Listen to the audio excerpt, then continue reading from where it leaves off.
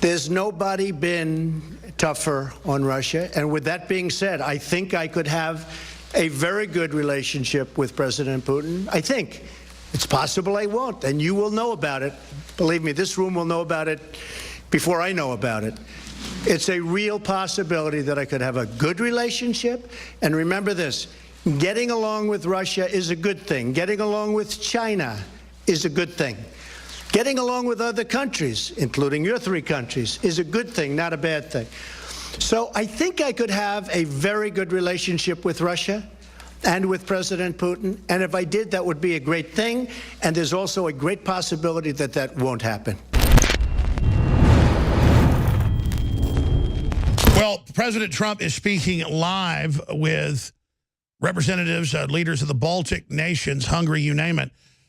Those countries have been classically dominated by the Austrian-Hungarian Empire, or they have been dominated by Russia, and he's meeting with them, but he's also just said, he's live right now, but he just said, let's back up a few seconds if we can, the president just said that during the break that he wants to work with Russia.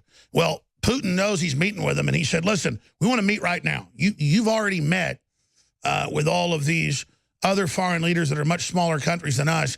You're not meeting with us. You're being bullied into not having any day time. So this is a good thing Trump just said. Donald Trump has met with the enemy of Russia, collusion. It's his own Justice Department. So they're trying to spin all that right now. Let's go ahead and go to the president while he's speaking. And you can, and I know you're nodding yes, because everyone agrees when they think about it. Strong energy, the United States. My opponent was into other forms of energy like windmills. We're very strong on energy. We're essentially now energy independent. We're an exporter of energy. That is not a positive for Russia, but it's certainly a positive for the United States. We just passed a $700 billion military budget. Next year, $716 billion, the largest ever passed. We are going to have a military stronger than we've ever had before, by far. That's not exactly a great thing for Russia, but that's the way it is. We're going to have the strongest military that we ever had. NATO was delinquent. They were not paying their bills. They were not paying. A lot of states, as we discussed, they were not paying what they should be paying. Since I came in, many, many billions of dollars additional have been paid by countries that weren't paying, and now they're paying. And they will have to pay more, frankly. They're going to have to pay more. So there are many things that I've done, and not only the 60 diplomats. Germany did 4, France did 4, we did 60. There's nobody been tougher on Russia. And with that being said, I think I could have a very good relationship with President Putin. I think. It's possible I won't, and you will know about it.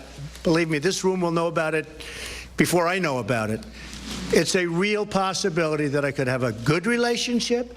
And remember this, getting along with Russia is a good thing. Getting along with China is a good thing. Getting along with other countries, including your three countries, is a good thing, not a bad thing. So I think I could have a very good relationship with Russia and with President Putin. And if I did, that would be a great thing. And there's also a great possibility that that won't happen. Who knows? Okay? Thank you. Okay. If I may, Marianne, I would also like to contribute a little bit to your first question. As I reminded you all, we could trust the judgment of United States administrations and people even while we were occupied. We could trust your judgment when we regained independence and seek membership of NATO, for example. We could, because we are on a common foundation. You can walk around the mall and read. It's all written there. This foundation, our compass for both. And therefore, I trust the judgment of President Trump and his administration on that matter too. Now, on your concrete question on air defense, yes, we did discuss the deterrence capacity necessary to make sure that our deterrence is believable to everybody who might want to question it. But you know, equal partners don't come to talk to each other this way, that I come here to Washington to ask for visa freedom, or I come here to ask for, let's say, may you support me for this or for that. All right, let's stop right there. Estonia is a NATO globalist puppet state. It's constantly claiming Russia's doing stuff to them and trying to start some war. And it's, again, this is just the endlessness. And Trump has been bullied on the few failures into not meeting with Putin, which he should have met with him. He should have probably met with England, probably should have met with Canada because they're neighbors, Mexico, that's, you know, and then met with Russia, then China, the EU, you know, down the line, Japan. Instead, we're a year and a half into the presidency almost and never met with Putin. I mean, he's seen him at G7 and G20 events and shook his hand, but they're like, oh, he was sitting across the table and waved at him and said something. What was it? This idea that the president can't even talk to foreign heads of state. It's a separate branch of government. He's supposed to be talking to it. So the way they've paralyzed talking to Russia, I have no Russian stocks. I'm not involved in Russia. I'm not like Hillary getting $100 million plus from it. Or Mueller on tarmacs giving him uranium. Imagine if Trump had done that. They'd crucify him. They'd hang him by his toes. But Putin's watching Trump meet with these Baltic nations, some of which are good, some of which are neutral, some of which don't like us, some of which are globalists, some of which are EU puppets. He's like, you got to meet with me. So Trump really is paralyzed on the optics of meeting with Putin. And I think he should have probably met with Putin first, made a big joke out of it, and said, we're about to massively, you know, increase our energy output, and that's going to mess you up, Vlad. And, you know, I'm going to beef up our military, but we want to work with you. We're not going to try to take over these countries on your border. But instead, that's not happened. This is one I think Trump's failings, quite frankly. Mr. Armstrong, you'd mentioned in your answer to, I think, Ms. Spears' question, that there are other RTs operating in the U.S. Can you describe them, list them? Sure, thank you. So you have RT, you have Sputnik, you have Ruppli, and then I think you have them feeding other entities. InfoWars comes to mind, where those are echo chambers.